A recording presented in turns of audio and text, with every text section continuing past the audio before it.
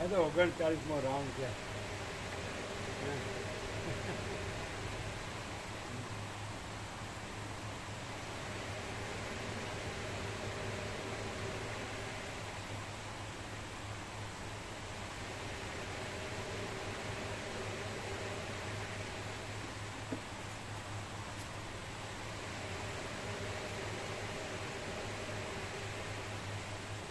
આવું તો કેટલું હોય તો કોણ સાંભળે, કેટલું સાંભળે માણસ, સાંભળી કેટલું સાંભળે. બધાને બીજા કામ ધંધા હોય કે નહીં.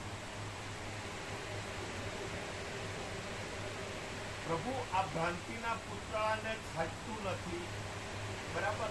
એટલે ભાસ આપણે કહે છે કે નાના મોઢે મોટી વાત શોધે નહીં, અને નાલાયકના મોઢે કે લાયકાતની વાત શોભે નહીં. એ એક અવિવેક કરું તો એમ થાય પ્રભુ કે પ્રભુનો જે કેવળ જે નિરપેક્ષ પ્રકાશ, જે અનંત પ્રકાશ જે છે, એ પ્રકાશ આગળ તો કોઈ સદગ્રંથનું અવલંબન પણ નથી. ઇવન કઈ ને કે યોગ વાસિષ્ઠમાં હો દ્વૈતાદ્વૈતથી અને પછી આ નથી એમ કરીને તત્વબોધ આવે, પણ એ મૂળ પકડવામાં પેલો માણસ દ્વૈતાદ્વૈતના ચક્કરમાં ફસાઈ જાય. જેમ કે ચુડાલાને શીખી ધોઈતું ને મંકી મુનિને આ બધું જુએ તો એમાંથી જે પેલો મેઇન સ્વાદ લેવાની જગ્યાએ ફંટાઈ ફસાય.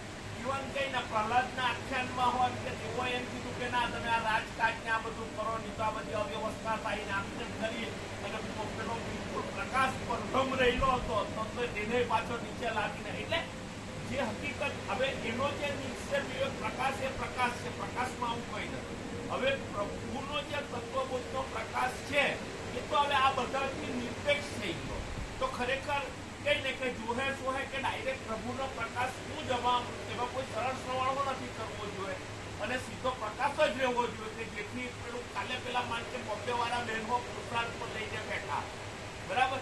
હવે એ બધી ભ્રમણ કક્ષા છૂટી ગયેલી કહેવાય, એ બધું નીચેનું થઈ ગયેલું કહેવાય. એટલે પ્રભુનો જે પ્રકાશ છે, જે સ્વયં પ્રકાશ છે, પ્રકાશની વાણી, પ્રકાશનો બોધ, પ્રકાશનો પ્રકાશ અને પ્રકાશ સહજ પ્રકાશ, તો એમાં હવે કઈ ને કે યોગ વાસિષ્ઠ અપ્રસ્તુત લાગે, અને કેવળ પ્રકાશ જ હોવો જોઈએ. મેન કે સરળ શ્રવણ થવું જોઈએ તો ડાયરેક્ટ નિરપેક્ષ સત્તું જ થવું જોઈએ. સરળ શ્રવણ થવું જોઈએ તો સીધું જોહે સોહેલું જ થવું જોઈએ, કે પરમાત્મા તત્વ પ્રકાશનો જ થવો જોઈએ.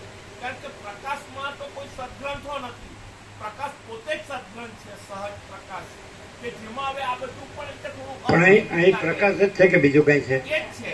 પણ પેલું જે એમ કે હવે તેમ લાગે કે આ હોય કે અપ્રસ્તુત લાગે, સીધો પ્રસ્તુત કેવળ પ્રકાશ જ લાગે.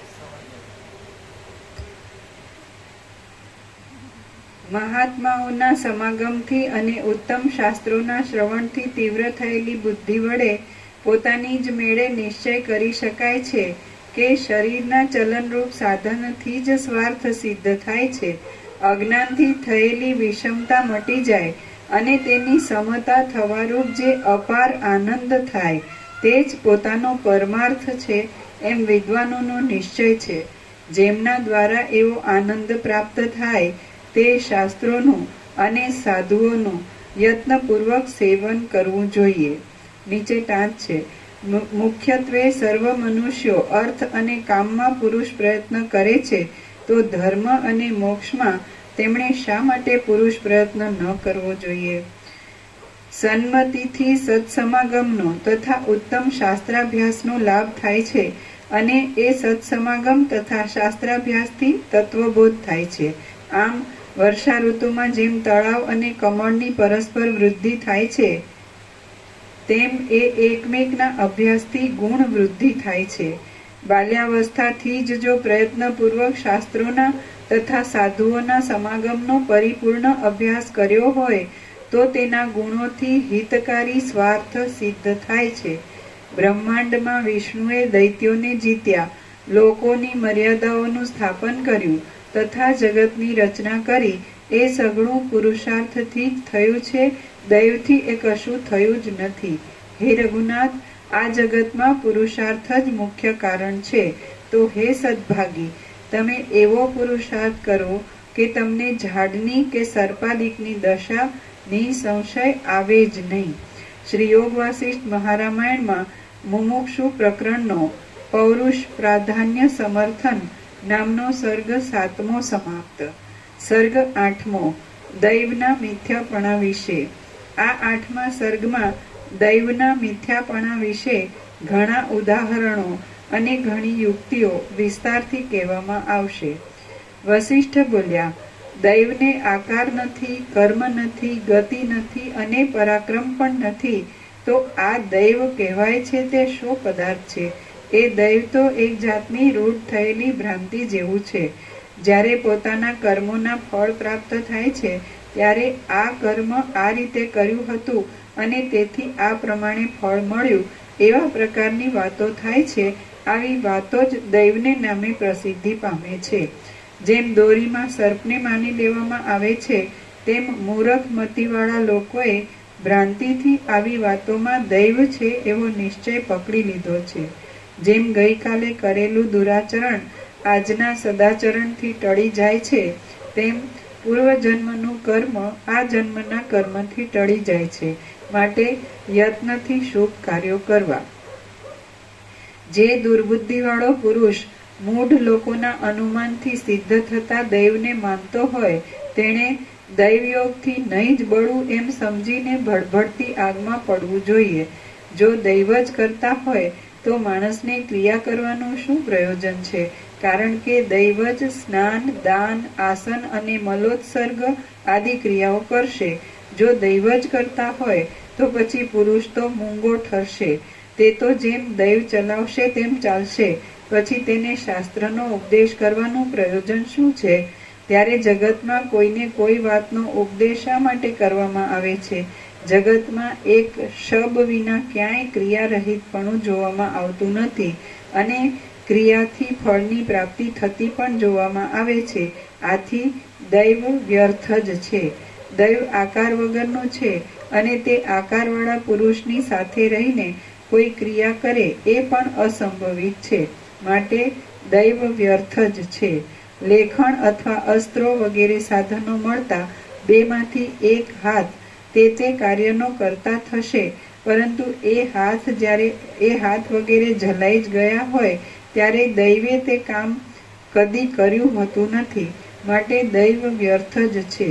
જેમ મનનો અને બુદ્ધિનો અનુભવ થાય છે, તેમ રબારીઓથી માંડીને વિદ્વાનો સુધી કોઈને પણ દૈવનો અનુભવ થયેલો ક્યાંય જાણવામાં આવ્યો નથી.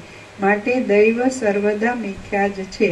બુદ્ધિ અને દૈવ જુદા જુદા હોય તો બુદ્ધિનો ક્રિયા કરવામાં ઉપયોગ થાય છે, પણ દૈવનો ઉપયોગ નથી. માટે દૈવ એ એક કલ્પિત પદાર્થ જ છે. હવે જો બુદ્ધિ તથા દૈવ એ બંને એક જ હોય તો પણ દૈવની કલ્પના વ્યર્થ થાય છે. પછી જો બુદ્ધિથી જુદા દૈવની કલ્પનામાં પ્રમાણ હોય તો તે પ્રમાણથી શા માટે પુરુષાર્થને સિદ્ધ ન કરવો? જેમ દેહધારીને આકાશનો સંયોગ સંભવતો નથી, તેમ તેને દૈવનો સંયોગ પણ સંભવતો નથી. જો આકાર હોય તો જ સંયોગ થતો જોવામાં આવે છે. માટે આકાર વગરનું અને સંયુક્ત માનવામાં આવતું દૈવ છે જ નહીં. છતાં દૈવ ત્રૈલોક્યમાં પ્રાણીઓને માટે ખટપટ કરનારું હોય તો પછી સઘળા પ્રાણીઓએ સૂઈ જ રહેવું જોઈએ, કારણ કે દૈવ જ સઘળું કામ કરી દેશે. મને દૈવે પ્રેર્યો છે તેથી હું આ કામ કરું છું એમ જે કહેવામાં આવે છે તે તો સામા માણસને ધીરજ આપવાની વાત છે, પણ વાસ્તવિક રીતે દૈવ છે જ નહીં. મૂઢ લોકોએ દૈવને કલ્પેલું છે. જેઓ એ દૈવમાં ખૂંચ્યા છે તેઓ તો મુઆ જ પડ્યા છે. સમજુ પુરુષો તો પુરુષાર્થથી જ ઉત્તમ પદ પામ્યા છે. કહો જોઈએ, જેઓ વીર છે, પરાક્રમી છે, સમજુ છે અને પંડિતો છે, તેઓ આ જગતમાં કદી દૈવની વાટ સરખી જુએ છે ખરા? અમુક માણસનો આવરદા ઘણો લાંબો છે એવો જોશીઓએ નિર્ણય કર્યો હોય અને તે મનુષ્યનું મસ્તક કાપી નાખવામાં આવે, છતાં તે જીવતો રહે, તો દૈવને ઉત્તમ ગણવું જોઈએ. હે રામચંદ્ર, જોશીઓએ જેને વિશે નિર્ણય કર્યો હોય કે આ માણસ પંડિત થશે, તે માણસ ભણાવ્યા વગર પણ શાસ્ત્રોને સમજી જાય તો દૈવને ઉત્તમ ગણવું જોઈએ. હે રામ, વિશ્વામિત્ર મુનિએ દૈવને દૂર હટાવીને પુરુષાર્થથી જ બ્રાહ્મણપણું મેળવ્યું છે. તેમણે તે કાંઈ દૈવના આધારથી મેળવ્યું નથી. હે રામ, મુનિપણું પામેલા અમે બીજા લોકો પણ લાંબા કાળના પુરુષાર્થથી જ આકાશમાં ચાલવાની શક્તિ પામ્યા છીએ. મોટા મોટા દૈત્યોએ પણ પુરુષ પ્રયત્નથી જ દેવતાઓના સમૂહને ઉખેડી નાખીને ત્રૈલોક્યમાં ચક્રવર્તીપણું કર્યું છે. દેવ સ્વામીઓએ દાનવોના સૈન્યને મારી તોડીને તેની પાસેથી ત્રૈલોક્યના વિશાળ રાજ્યને બળથી પાછું લીધું છે. તે પણ પુરુષાર્થથી જ છે. હે રામ, આ વાંસના કરંડિયામાં લાંબા સમય સુધી સુંદર જળને ભરી રાખવામાં આવે છે, તે પણ પુરુષાર્થની યુક્તિથી જ છે. એમાં દૈવે તો કશું જ કામ કર્યું નથી. હે રામ, સ્વજનોનું પોષણ કરવું, શત્રુના દેશને લઈ લેવો, ક્રોધથી શત્રુઓનો નિગ્રહ કરવો અને અનેક પ્રકારના ભોગવિલાસ કરવા ઇત્યાદિ જે શ્રમ સાધ્ય પુરુષાર્થો છે તે કંઈ જેમ જડીબુટ્ટીથી કે છૂમંતર આદિથી થઈ શકતા નથી. તે કંઈ જેમ જડીબુટ્ટીથી કે છૂમંતર આદિથી થઈ શકતા નથી. આથી હે શુભ વિચારવાળા રામચંદ્ર, તમે દૈવની કાંઈ અપેક્ષા જ રાખો નહીં. તમે ઉત્તમ પુરુષાર્થનો જ આશ્રય કરો. એ દૈવ તો માત્ર પોતાની કલ્પનાથી જ માની લેવાયું છે, મિથ્યા છે અને સર્વ ઉદ્યોગોથી તથા ફળોથી વિરુદ્ધ છે. શ્રી યોગ વાસિષ્ઠ મહારામાયણમાં મુમુક્ષુ પ્રકરણનો દૈવ નિરાકરણ નામનો સર્ગ 8મો સમાપ્ત. સર્ગ 9મો કર્મોનું મનોમાત્રપણું તથા મનનું ચિદાત્માથી અભિન્નપણું. આ 9મા સર્ગમાં દૈવનું ખંડન કરવા માટે ફળ સહિત કર્મોનું મનોમાત્રપણું અને મનનું ચિદાત્માથી અભિન્નપણું કહેવામાં આવશે. રામ બોલ્યા, હે ભગવાન, હે સઘળા ધર્મોને જાણનારા, હે બ્રહ્મન, લોકમાં જે અત્યંત પ્રસિદ્ધિ પામ્યું છે તે દૈવ શું છે તે કહો. જે દૈવ કહેવાય છે તે કાંઈ વસ્તુ છે કે નહીં? વસિષ્ઠ બોલ્યા, હે રાઘવ, સર્વત્ર પુરુષાર્થ જ સઘળા કાર્યોને કરનાર અને તેના ફળોનો ભોગવનાર છે. તેમાં દૈવ કારણરૂપ છે જ નહીં. દૈવ કાંઈ કરતું નથી, તેમ કાંઈ ભોગવતું પણ નથી. તે છે નહીં, તેમ દેખાતું પણ નથી. પંડિત લોકો તેને માનતા જ નથી. એ તો માત્ર એક વ્યર્થ કલ્પના જ છે. અવશ્ય ફળ આપનારા પુરુષાર્થથી જ જે ફળ સિદ્ધ થાય છે તે કોઈને સારું લાગે છે અને કોઈને માઠું લાગે છે. એ વાત જ દૈવ શબ્દથી કહેવાય છે. પુરુષાર્થથી મળેલી ઈષ્ટ વસ્તુમાંથી કોઈ સમયે પાછી અનિષ્ટની પ્રાપ્તિ થાય છે અને અનિષ્ટ વસ્તુમાંથી કોઈ સમયે પાછી ઈષ્ટની પ્રાપ્તિ થાય છે. તે જ દૈવ શબ્દથી કહેવાય છે. ભોગના મુખ્ય સાધન રૂપ જ પદાર્થ અવશ્ય થવાનો હોય છે, તેને પણ લોકો સમુદાયમાં કેટલાયક દૈવ શબ્દથી કહે છે. હે રાઘવ, ભ્રાંતિવાળા કોઈ માણસને દૈવ કંઈક નવાઈ જેવું દેખાડે છે, પણ વિવેકી પુરુષને તે કાંઈ દેખાડતું નથી. સિદ્ધ થયેલા પુરુષાર્થમાંથી શુભ કે અશુભ ફળનો ઉદય થાય છે ત્યારે આ કામ આ બીજ રૂપે જ હતું એમ જે બોલવામાં આવે છે તે જ દૈવ કહેવાય છે. કર્મનું ફળ પ્રાપ્ત થયા પછી મારી બુદ્ધિ આમ હતી અને મારો વિચાર આવો હતો એમ જે બોલવામાં આવે છે તે જ દૈવ કહેવાય છે.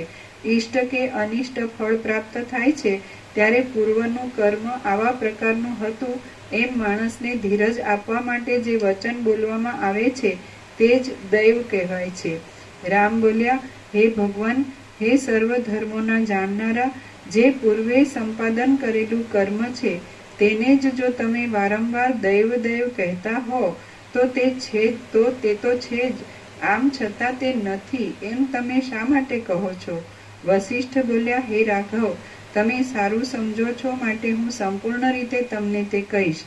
એ દૈવ નથી જ એવો તમારા મનમાં દ્રઢ નિશ્ચય થશે. સાંભળો. પ્રથમ, મનની ઘણા પ્રકારની જે વાસના હોય છે તે જ માણસોના કર્મ રૂપે પરિણામ પામે છે. હે રામ, માણસના મનમાં વાસના ઉઠે છે તે પ્રમાણે જ તરત તે કર્મ કરે છે. વાસના એક પ્રકારની હોય અને કર્મ બીજા પ્રકારનું કરે એમ કદી બનતું જ નથી. જેને ગામ જવાની વાસના ઉઠે છે તે ગામ જાય છે અને જેને નગરમાં જવાની વાસના ઉઠે છે તે નગરમાં જાય છે. જે માણસને જેવી વાસના હોય છે તે માણસ સર્વદા તેવા પ્રકારનો જ પ્રયત્ન કરે છે. પૂર્વે ફળની અત્યંત ઈચ્છાના વેગને લીધે જે કર્મ ભારે યત્નથી કરવામાં આવ્યું હોય તે બીજા નામથી દૈવ કહેવાય છે. કર્મ કરનારાઓના સઘળા કર્મો આ જ રીતે થાય છે. જે કર્મ છે તે વૃદ્ધિ પામેલી વાસના જ છે. જે વાસના છે તે પોતાના કારણરૂપ મનથી જુદી નથી. જે મન છે તે પરમાત્માનું જ રૂપાંતર હોવાથી પરમાત્મા જ છે, નીચે ટાંચ છે. વાસનાને મનમાં સમાવવાથી અને મનને આત્મામાં સમાવવાથી જીવ કૃતાર્થ થાય છે. માટે મુમુક્ષુએ સર્વ વાસનાઓને મનમાં સમાવી મનને આત્મામાં સમાવવું જોઈએ. આમ હે સાધુ, જે દૈવ છે તે કર્મ જ છે, જે કર્મ છે તે મન જ છે અને જે મન છે તે પરમાત્મા જ છે. માટે દૈવ નથી જ એવો નિશ્ચય છે. મન આદિરૂપ થયેલો એ જ આત્મા જે કર્મને હિતરૂપ જાણીને કરે છે તે પોતારૂપ દૈવથી જ તે કર્મના ફળને પામે છે. હે રામ, મન અનિર્વચનીય છે. સત્પુરુષોએ તેના મન, ચિત્ત, વાસના, કર્મ, દૈવ અને નિશ્ચય એવા નામો કહ્યા છે. આમ હે રામ, અનેક નામોવાળો આત્મા જ નિત્ય દ્રઢ ભાવનાથી જે યત્ન કરે છે તે પ્રમાણે તે સંપૂર્ણ ફળ પામે છે. હે રઘુશ્રેષ્ઠ, આ પ્રમાણે સઘળું પુરુષાર્થથી જ પ્રાપ્ત થાય છે, પણ બીજા કશાથી પ્રાપ્ત થતું નથી. માટે તમે કલ્યાણકારી પુરુષાર્થ કરો. રામ બોલ્યા, હે મુનિ, મને પૂર્વની વાસનાઓની જાળ જેવી રીતે રાખે છે તેવી રીતે હું રહું છું. હું તે વાસનાઓને વશ છું, તો હું પરવશ માણસ શું કરી શકું? વસિષ્ઠ બોલ્યા, હે રામ, તમારી વાસનાઓ અનુકૂળ છે, તેથી જ તમે પોતાના પ્રયત્નપૂર્વક પુરુષાર્થ વડે અવિનાશી સુખને પામશો. પુરુષાર્થ વિના એ સુખ સાંપડશે જ નહીં. હે રામ, તમારી પહેલાની વાસનાઓ શુભ અને અશુભ એમ બે પ્રકારની હોવી જોઈએ, અથવા તે બેમાંથી એક પ્રકારની હોવી જોઈએ.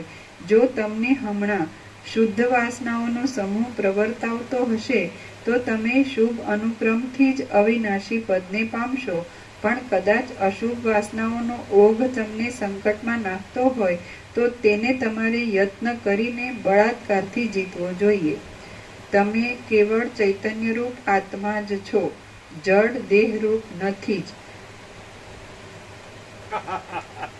તમે જ સ્વયં પ્રકાશ છો. તમે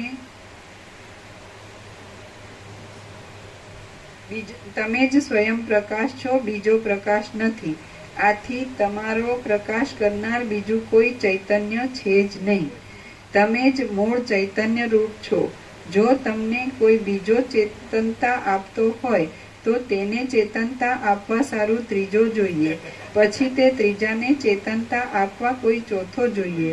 એમ કરતા અનવસ્થા દોષ આવી જાય અને તે દોષ ચૈતન્યને હાનિ કરનાર છે. વાસના રૂપી નદી શુભ અને અશુભ એમ બે માર્ગથી વહે છે. પુરુષ પ્રયત્નથી તેને શુભ માર્ગમાં જ વાળવી જોઈએ. હે બળવાનોમાં શ્રેષ્ઠ, જો તમારું મન અશુભમાં લાગ્યું હોય તો તમે બળપૂર્વક પુરુષાર્થ કરીને તેને શુભમાં જ ઉતારો. માણસનું ચિત્ત બાળક જેવું છે.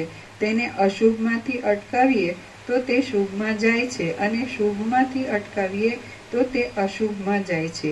આથી બળપૂર્વક તેને અશુભમાંથી અટકાવવું જોઈએ. એ ચિત્તરૂપી બાળકને તુરત સમતારૂપી સાંત્વન આપીને નિર્દોષ કરવું. પછી ઉતાવળ કર્યા વિના ધીરે ધીરે પુરુષ પ્રયત્નથી તેને સારા માર્ગમાં ચલાવવું. તમે પૂર્વે અભ્યાસથી વાસનાઓના શુભ અથવા અશુભ ગમે તેવા સમૂહને દ્રઢ કર્યો હોય તો પણ હવે તો વાસનાઓના શુભ સમૂહને જ દ્રઢ કરો. હે શત્રુમર્દન, જો પૂર્વના અભ્યાસને લીધે તમારી આ વાસના ઉદય પામી હોય તો તેથી જ અભ્યાસનું સફળપણું સિદ્ધ થાય છે એમ સમજો. હે નિષ્પાપ, હમણાં પણ અભ્યાસ કરશો તો તમારી શુભ વાસના જ ગાઢ થશે. માટે તમે શુભ અભ્યાસને જ સંપાદન કરો. હે તાત, કદાચ પૂર્વના અભ્યાસથી તમારી વાસના ગાઢી નહીં થઈ હોય તો હવે તે વધી શકવાની નથી. તમે સુખી થાઓ. વાસનાઓના ફળ સંબંધમાં તમને સંદેહ હોય તો પણ શુભ વાસનાઓ જ એકઠી કરો. શુભ આચરણથી શુભ વાસનાઓ વધશે તો કોઈ જાતની હાનિ થશે નહીં. જગતમાં જે વિષયનો આગ્રહપૂર્વક અભ્યાસ કરવામાં આવે છે તે વિષય સિદ્ધ થયા વિના રહેતો નથી. એ વાત બાળકથી માંડીને વિદ્વાનો પર્યંત નિસંદેહ જોવામાં આવે છે. આથી દ્રઢ પુરુષાર્થ કરીને પાંચે ઇન્દ્રિયોને જીતીને તમે કલ્યાણને અર્થે શુભ વાસનાથી યુક્ત થાઓ. જ્યાં સુધી તમે સ્વરૂપ જાણ્યું નથી અને તમારું મન તે વિષયમાં જાણીતું થયું નથી ત્યાં સુધી તમે ગુરુના વચન પ્રમાણે અને શાસ્ત્રના વચનો પ્રમાણે નિર્ણય કરીને શુભ વાસનાનો અભ્યાસ કરો. જ્યારે તમારા રાગ દ્વેષાદિક મળો શિથિલ થઈ જાય અને આત્મવસ્તુ જાણવામાં આવે ત્યારે તમે કશી ચિંતા રાખ્યા વિના શુભ વાસનાઓના ઓઘને પણ છોડી દેજો. હે સાધુ, તમે જે શ્રેષ્ઠ છે, અતિ સુંદર છે અને મહાત્માઓએ સેવેલી છે તે શુભ વાસનાઓનો અભ્યાસ કરો. એ શુભ વાસનાથી ભરપૂર થયેલી બુદ્ધિ વડે તમે સર્વદા શોક રહિત એવા પદનો સાક્ષાત્કાર કરો. પછી તે શુભ વાસનાઓને પણ છોડી દઈને તમે અખંડિત રીતે સ્વરૂપમાં જ રહો.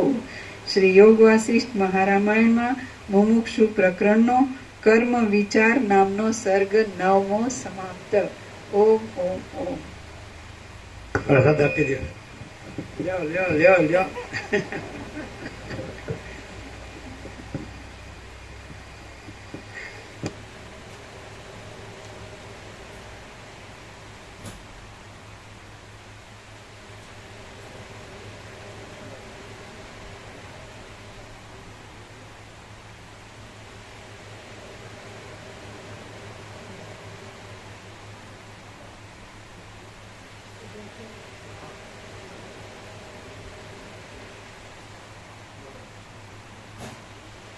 એટલું બધું ચોખ્ખું પણ આવે છે.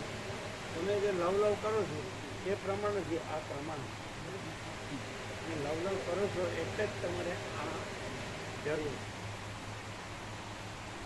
લાઈનસર ચાલવું પડે. તમે બધું ઉડાડી આખી લાઈન ઉડાડી પછી કાંઈ ન હોય એવું લાવો એક જ મિનિટ લાવો.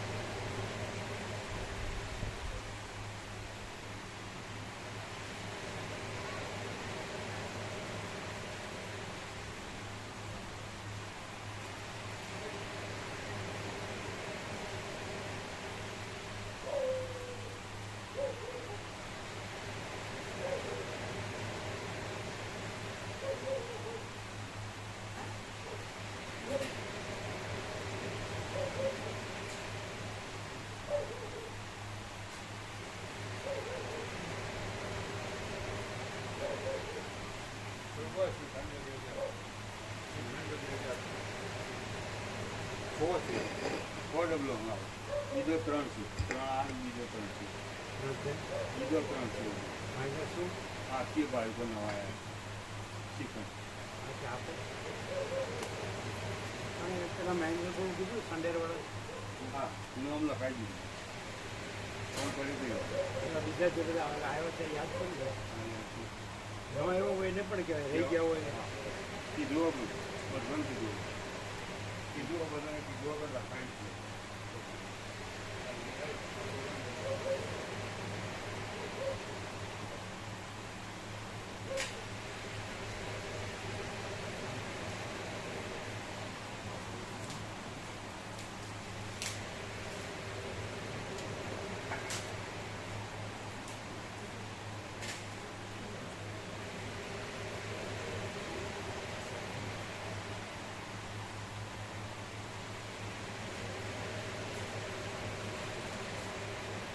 ઉભા રહ્યો, હમણાં ઉભા રહ્યો, પ્રસાદ આપે. હાલો આપો ને, પ્રસાદ આપો.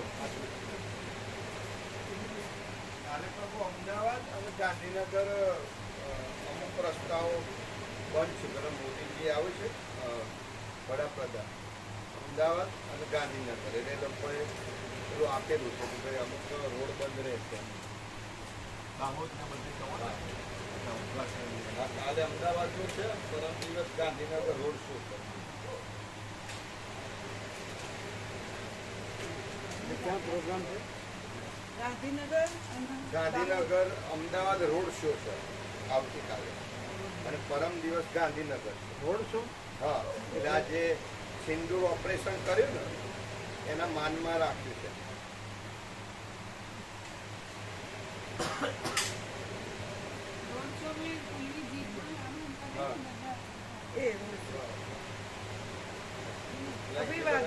ગામડેથી બધા શિક્ષકો અત્યારે તો તમારું નામ કાઢી નાખો. અત્યારે તમે ઢીલા છો.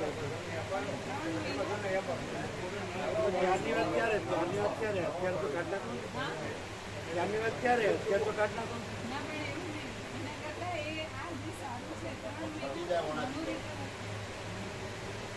પણ તમે તો રસ્તામાં નહીં.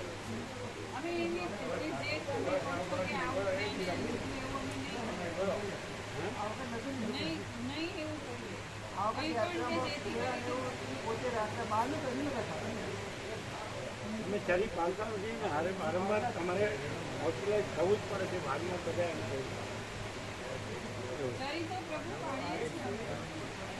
જ્યારે અમે બધા શરીરના બધા રિપોર્ટ રેગ્યુલર કરાવતા હતા એમ જ કે અમુક ઉંમર પછી કરાવવા જોઈએ. તો જ્યારે પહેલી વાર કોલેસ્ટ્રોલ સેટ બોર્ડર પર હતું ને માલસામાં, ત્યારથી અમે બધું એ હવે થોડી પણ ચરી ન પાડીએ તો પણ એવું તે ચરીનો ઇફેક્ટ થાય.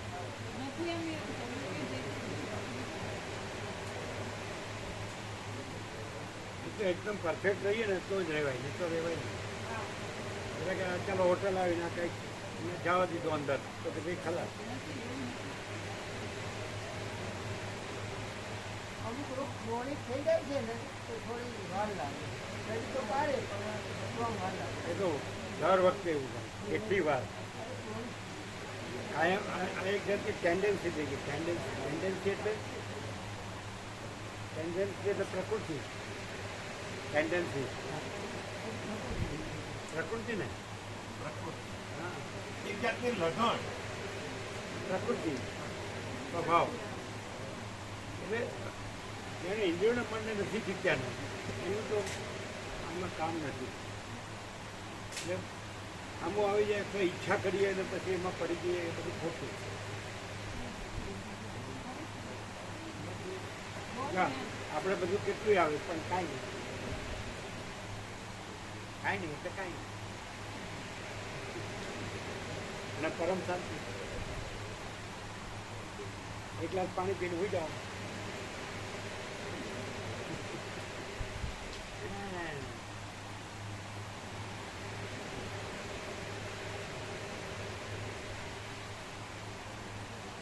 રાજેન્દ્રિયનો ચિત્ત નહીં એને પછી બધું બગડે.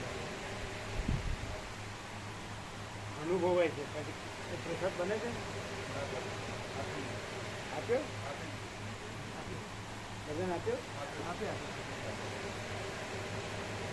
એટલે જીરો જીરો કરી દીધું.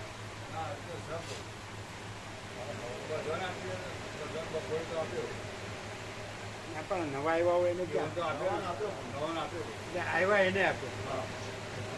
એને ફૂલ આપ્યો. આવ્યો એને જે નહોતા આવ્યો ને આવ્યા એને ફૂલ આપ્યો.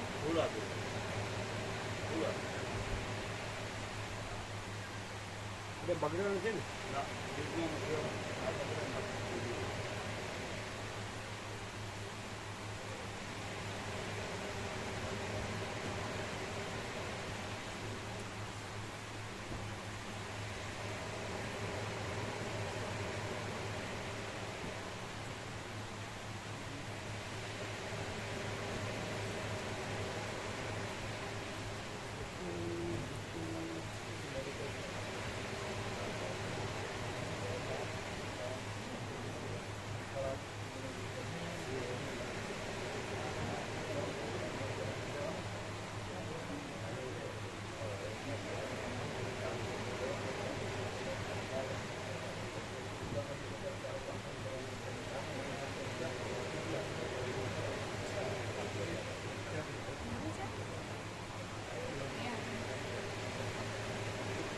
ક્યારે નીકળવાનું?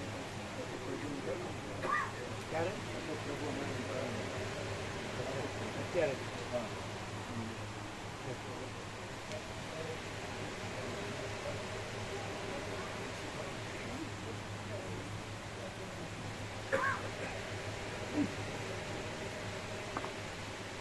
પેલું કહેવત છે ને કે જાણે મન જીત્યું અને જગત જીત્યું, પણ એ તો બોલવાનું જ રહેશે. જીતે ખરો.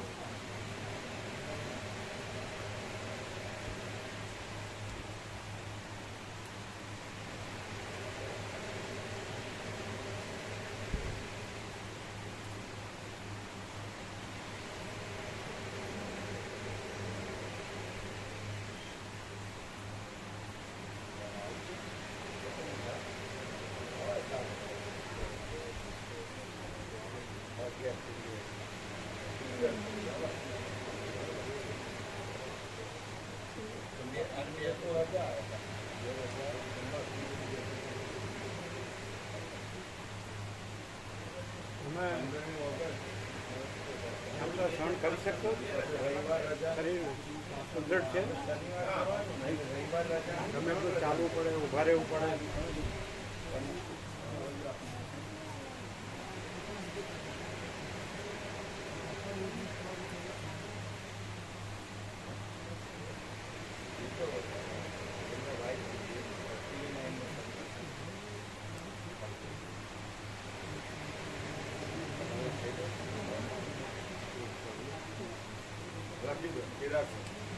આ કલ્પેશ પ્રભુતા ટીવી 9 તે એમને આવવાનું છે પ્રવાસ. એમાં એમાં ન્યૂઝ છે ટીવી 9 ચેનલ. ગુજરાત સમાચાર ટીવી 9 એટલે એમને ઈચ્છા છે એમના સંદેહ કયા ગામ કયું ગામ? રખિયાલ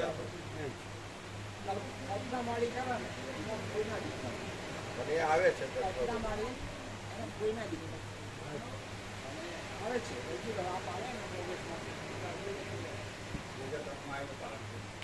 પાલનપુર 2003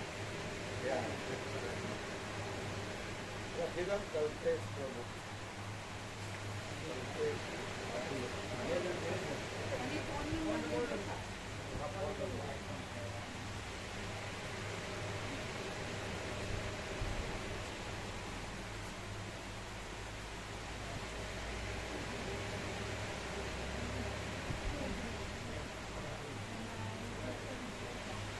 તમારે આવવું હોય ને તો નાના માટે સાથે લેવા હોય તો જ આવવાનું, તો નહીં આવવાનું. તમારું બધું કોણ કરે એટલે એને હેરાન થવું હોય તો આવે, કારણ કે તમારે કંટ્રોલ નથી. ખરેખર કંટ્રોલ કાયમી ટેન્ડન્સી થઈ ગઈ છે. ટેન્ડન્સી એટલે પ્રકૃતિ, કાયમ હેરાન થવાની પ્રકૃતિ. હોસ્પિટલાઇઝ થવું જ પડે.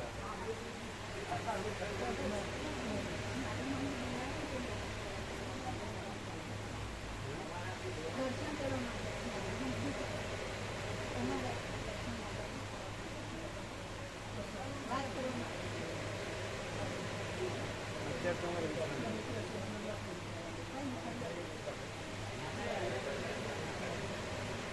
આખો દિવસ આવે. પહેલાં બોમ્બે વાળા આવ્યા છે, ગાંધીનગર નવા નવા આવે છે.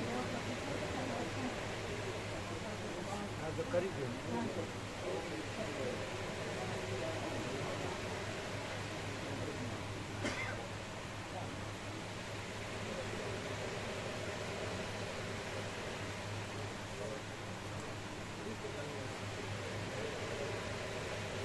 કોમન સેન્સ તો ખબર પડે કે અમે કેમ સહજ અખંડ રહ્યા છીએ અને તમે કેમ કોઈ અખંડ રહી શકતા નથી, કોઈ ખબર પડતી નથી. તમને કહેવત છે જાણે મન જીત્યું અને જગત જીત્યું. તો પછી ખાલી બધું આવું બધા મોટા મોટી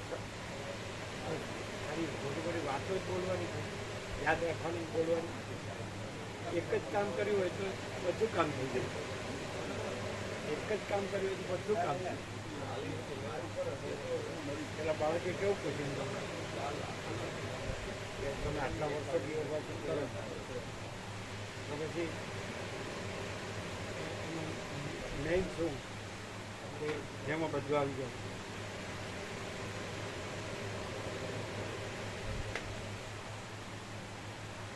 તમે બધું જાણો તો બધું નકામું. એટલે પાડી ન શકો તો બધું. અને તમને કેટલો બધો ચાન્સ આપ્યો. હવે તો અમારે તમે આટલી મહેનત કરી તો અમારે ઋણ પણ ન અમે હોસ્પિટલમાં આવીને લખી આપ્યું કે ભાઈ તમે પોતે પ્રભુ રહ્યો ને પછી બે હું કામ જોયા શું કે પરમપિતા કે શોધ પરમપિતા પાસે કે અમે પરમપિતા કે કંઈ તમને કરવાના નથી પછી કંઈ કરવાના નથી સિવાય કરવાના તો પછી તમે બીજું હું કામ જોયું નથી. હવે તો આ ઉઘાડમાં એકદમ આજ તો કોળો પદ પર મેલો બેસવાની દાળ કાપો તો કોણ બચાવી શકે? તમે પછી કે નામ હું પરમ કીધા કે મારે મરવું જ છે ગમે એમ ઊંધો મારું તમે સદાશિવે હું કરે હોસ્પિટલે હું કરે સરસ્વતી હું કરે નામે હું કરું વાલ્મીકી આમ થતું જ નથી અંદર હાવ હોસ્પિટલમાં આટલું લખી આપ્યું એમ કે અમારું ઋણ ઉતરી ગયું તમે આટલી મહેનત કરી દઈએ તમે નથી અમારી સાઈડ ક્લિયર આમ આમ કીધું છે તમારા પોતાથી જ તમે પોતે જ કરો તમે પોતે તમારા પોતામાં જ તમે પોતે પણ તો તમે નો એવી ભ્રાંતિ રાખો તો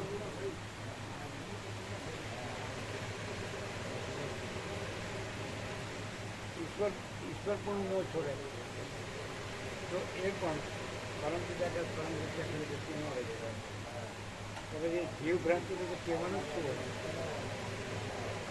ધર્મા વિષ્ણુ મહેશ ભ્રાંતિ પોતાની ધર્મા વિષ્ણુ મહેશ ભ્રાંતિ ન કરે તો એ પરમપિતા કે પરમ છે પોતે જ છે પણ ભ્રાંતિ પોતે નથી એ રીતે પોતે છે પોતે ભ્રાંતિ પોતે રહીને આ ગમે તો સાંભળે વાંચે લખે બોલે અમે ક્યાં કાંઈ કાંઈ લખતા વાંચતા બોલતા કાંઈ हम तो कह हम कुछ नहीं हमारा कुछ नहीं हम कुछ नहीं जानते हम कुछ नहीं करते प्रैक्टिकली ઓગણચાલીસનો રાઉન્ડ રાખવાનો તમે એક થોડું કે અખંડ નથી રહ્યા પ્રભારી આવું હોસ્પિટલમાં કેમ સમજાતું નથી પોતે જ છો એટલું જ સહજ છે પોતે જ છો બીજું છે બીજું થતું પણ આ નહીં ભ્રાંતિ નહીં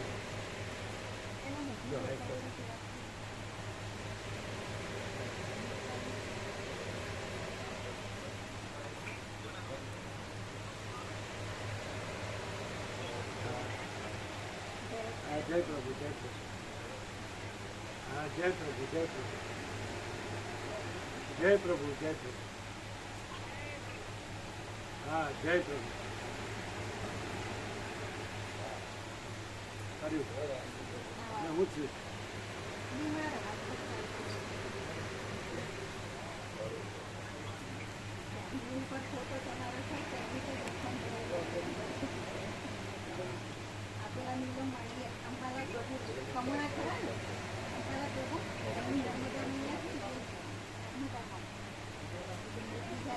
હા તમે પ્રસાદ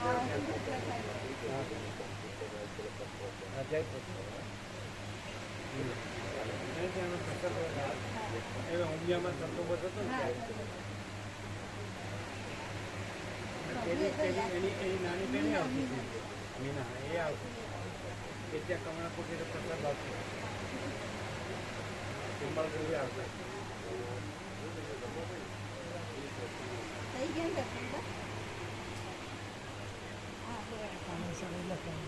હા કીધું તો 134 થાય આપણે 134 આનંદ સર બી લખાય વડોદરા આનંદ સર વડોદરા એને લખાયું પરિક્રમ કીધું પણ ચાલુ રાખો પોલીસ સામે ઓમ ઓમ ઓમ હા અરુણ હા ગમતા મારું કામ હા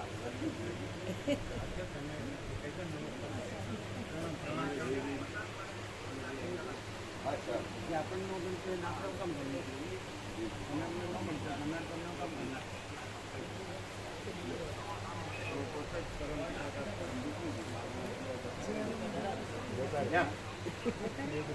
ફેરવી આપો એમ તમને ફેરવી નથી એકતા તમે અમને કેવી રીતે ફેરવી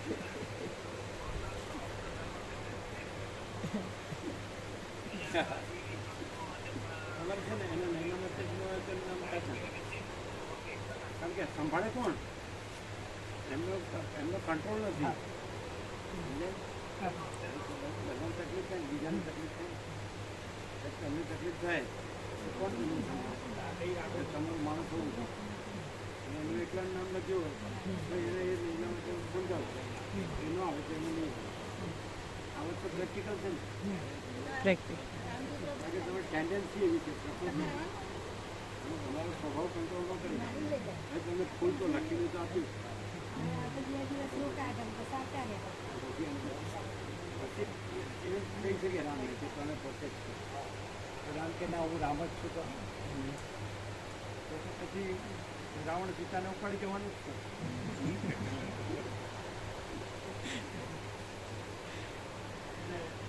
નહીં તો સવાલ જ રામને આભાસ પ્રોબ્લેમ છે આપણે કોઈ આભાસ છે એને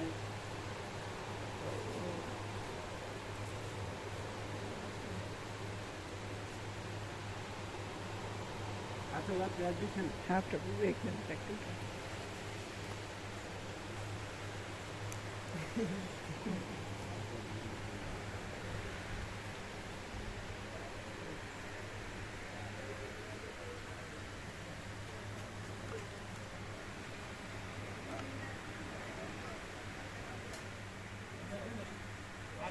લાઈનમાં ઉભું રહેવું પડે તો ઊભા જ ન રહી શકો ખ્યાલ આવે 7-8 કલાક દર્શનની લાઈનમાં ઊભા જ ન રહી શકો ઘડીમાં બે અહીં એક વાત છે બેસતા બેસતા લાઈનમાં ચાલો ચાલે તમારે કેમ જોવે પાછી ઉઠાડવા જોઈએ પાછી બેહાડવા જોઈએ